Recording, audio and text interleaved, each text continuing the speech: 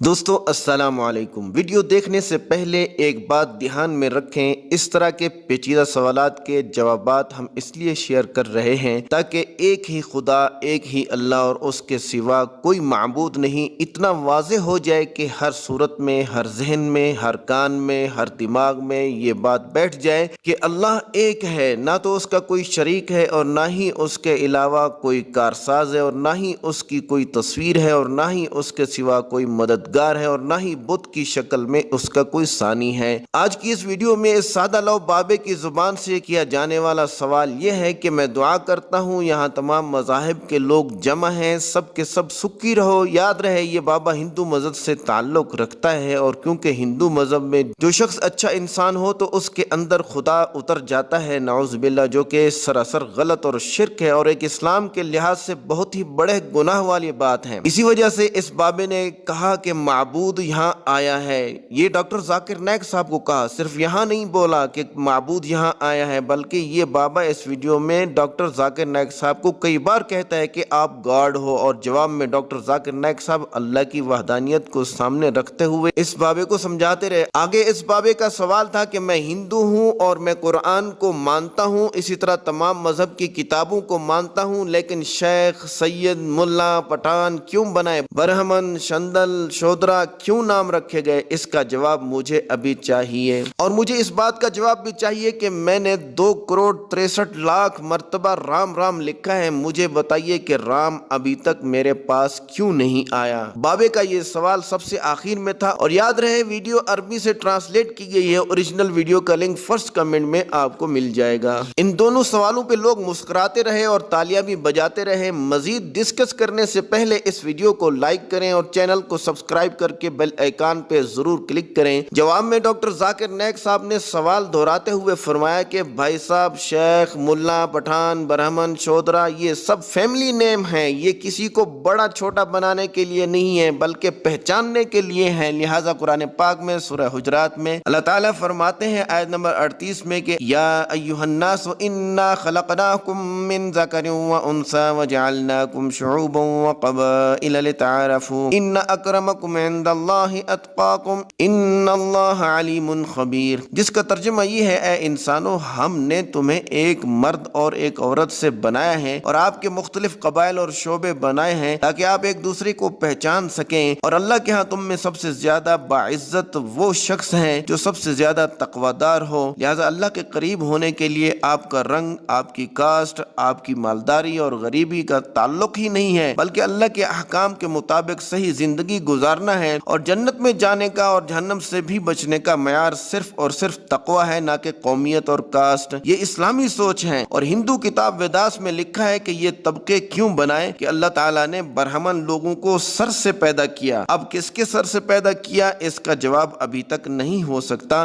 ان کی مراد آدم علیہ السلام کے سر سے ہو شاید، اور سینے سے شتریہ ہندوؤں کو بنایا۔ تو ویداس کے مطابق برہمن سیکھنے والا طبقہ ہے اور شتریہ بڑا طبقہ ہے، اور آگے ڈاکٹر ذاکر نائک صاحب نے وضاحت کرتے ہوئے فرمایا کہ اور ویداس میں لکھا ہے کہ اللہ نے مزدور طبقے کو اپنے پیٹ اور رانوں سے بنایا۔ یہاں واضح ہو گیا کہ اللہ نے نعوذ باللہ اپنے پیٹ اور رانوں سے بنایا، جو کہ سراسر بہتان ہے اللہ کی ذات پہ، اور پاؤں سے شودرا لوگوں کو بنایا جو کہ غلامی کی زندگی گزارتے ہیں۔ لیکن اسلام میں ایسا کوئی کانسیپٹ نہیں۔ ایک تو سارے انسان حضرت آدم علیہ السلام سے آگے بڑھے، اور ذات پات کا تو سوال ہی پیدا نہیں ہوتا کہ فلاں اونچے درجے کا ہے کیونکہ وہ، اور فلاں اونچے درجے کا ہے کیونکہ وہ شیخ ہے یا ملا ہے۔ اسلام میں تو کاسٹ سسٹم کی پوری نفی ہے کہ یہ صرف پہچان کے لیے ہے۔ یہ ذات پات کا سسٹم صرف ہندو مذہب میں ہے۔ اگر مزید اس کی تفصیل آپ جاننا چاہتے ہیں تو میرا کیسٹ دیکھیے، سیملارٹی بٹوین اسلام اینڈ ہندوازم۔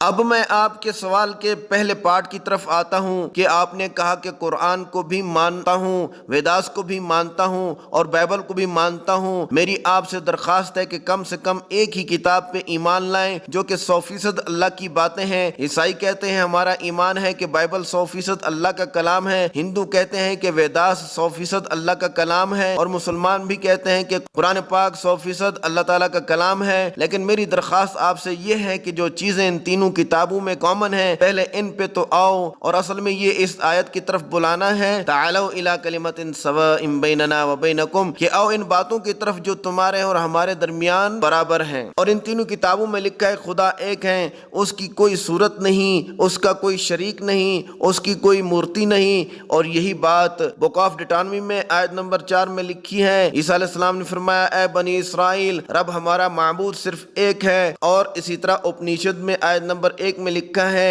ایکم ادتیم، کہ اللہ ایک ہے دوسرے کے سوا۔ اور اسی طرح سورہ اخلاص میں لکھا ہے قل هو اللہ احد اللہ الصمد لم یلد ولم یولد ولم یکن لہ کفوا احد، کہہ دو اللہ ایک ہے، ضرورت مند نہیں، اسے کسی نے جنا نہیں اور نہ ہی کسی نے اسے جنا اور نہ ہی اس نے کسی کو جنا، اور اس جیسا تو کوئی ہے ہی نہیں۔ بابا جی میں آپ سے پوچھتا ہوں کہ ایک خدا پہ ایمان رکھتے ہو؟ تو بولا ابھی تک بھگوان ایک ہی مانتا ہوں۔ آپ بت پرستی مانتے ہو؟ تو بولا نہیں میں بت پرستی نہیں مانتا ہوں، کیونکہ گاڈ کی شکل نہیں، گاڈ کو صرف سچ کہتے ہیں، یعنی وہ سچا ہے، وہی خوشی دیتا ہے۔ میرے لیے تو آپ بھی خدا کی صورت میں ہیں، آپ نے بلایا ہے تو اتنے لوگ آئے ہیں، آپ بشر نہیں ہو سکتے۔ وہی ہندو مذہب والا عقیدہ کہ ہر اچھے انسان میں خدا اتر جاتا ہے، العیاذ باللہ۔ پھر ڈاکٹر ذاکر نائک صاحب نے فرمایا خدا کی صرف ایک قسم ہے، اور بولے بھائی صاحب آپ کی وداس میں لکھا ہے کہ اللہ ایک ہے، لیکن لوگ اللہ کو مختلف صفات سے بلاتے ہیں۔ آپ نے کہا ڈاکٹر ذاکر نائک صاحب خدا ہے، العیاذ باللہ۔ غور سے سنو، ڈاکٹر ذاکر نائک گاڈ نہیں اور کبھی ہو بھی نہیں سکتا۔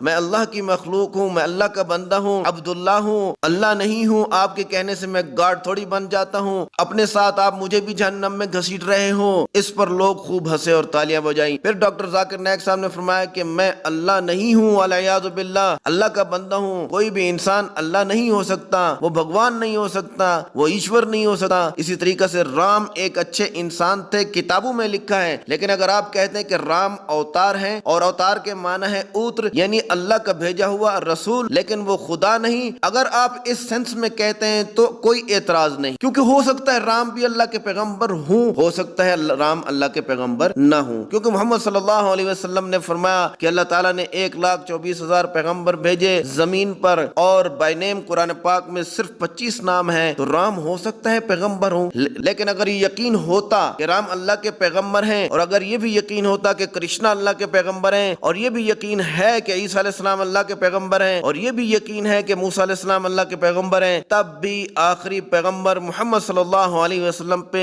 ایمان لانا ہی جہنم سے بچا سکتا ہے، چاہے وہ عیسائی ہو، یہودی ہو، ہندو ہو، امریکہ میں رہتا ہو، انڈیا میں رہتا ہو، چائنا میں رہتا ہو۔ محمد صلی اللہ علیہ وسلم کی خوشخبری تو کل کی پرانا میں اور کل کی اوتار میں بھی لکھی ہوئی ہے، اور محمد صلی اللہ علیہ وسلم کی والدہ کا نام بھی لکھا ہوا ہے، وہاں سوماسی لکھا ہوا ہے جس کا مطلب ہے آمنہ، اور ان کے والد وشنو یاس ہوں گے یعنی عبداللہ، اور وہ سنبالا میں پیدا ہوں گے جس کا مطلب ہے مکہ امن کا شہر، اور وہ مکہ کے سردار کے گھر پیدا ہوں گے، اور مکہ کا سردار قریش خاندان ہی تھا، اور ان کے 4 خلیفہ ہوں گے، اور حقیقت میں ہی ان کے 4 خلیفہ ہوئے تھے، اور بہت کچھ لکھا ہے۔ اگر آپ قرآن پہ ایمان لاتے ہیں تو آپ کو محمد صلی اللہ علیہ وسلم پہ ایمان لانا پڑے گا جو کہ آخری نبی ہیں۔ کیا آپ مانتے ہیں کہ محمد صلی اللہ علیہ وسلم اللہ کے پیغمبر ہیں؟ تو بولا جی میں مانتا ہوں، اور محمد صلی اللہ علیہ وسلم کو بھی اللہ کی ایک قسم یعنی الہ مانتا ہوں، نعوذ باللہ، کیونکہ بابے کے دماغ میں اپنا عقیدہ رٹا ہوا تھا۔ تو ڈاکٹر ذاکر نائک صاحب نے فرمایا کہ اللہ تعالیٰ کا پیغمبر اللہ کی قسم یا معبود نہیں ہو سکتا، یہ غلط ہے۔ اب بولا میں نے 2,63 مرتبہ رام رام لکھا، لیکن میرے پاس ابھی تک رام کیوں نہیں آیا مجھے بتاؤ۔ تو اس بات کے قصوروار ڈاکٹر ذاکر صاحب تھے؟ تو اس بات کے قصوروار کیا ڈاکٹر ذاکر نائک تھا؟ تو ڈاکٹر ذاکر نائک صاحب نے فرمایا کہ صحیح ہے بھائی، خوب،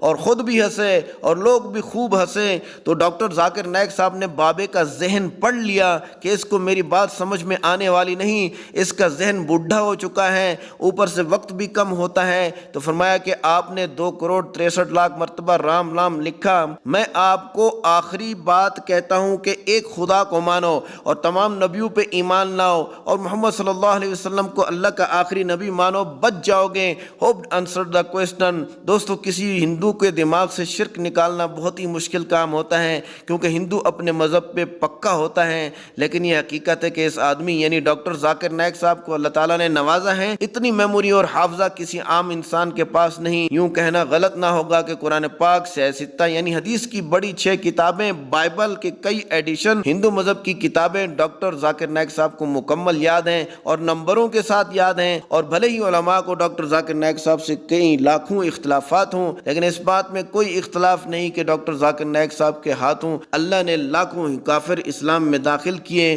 ویڈیو پسند آنے کی صورت میں اس کو لائک اور شیئر کرنا نہ بھولیں، اور کمنٹ کر کے بتائیں کہ ڈاکٹر ذاکر نائک صاحب کو اس بڈھے کی جہالت پہ خاموش رہنا اور اس کو آخری الفاظ کہہ کے چھوڑ دینا کیسا جواب تھا۔ السلام علیکم۔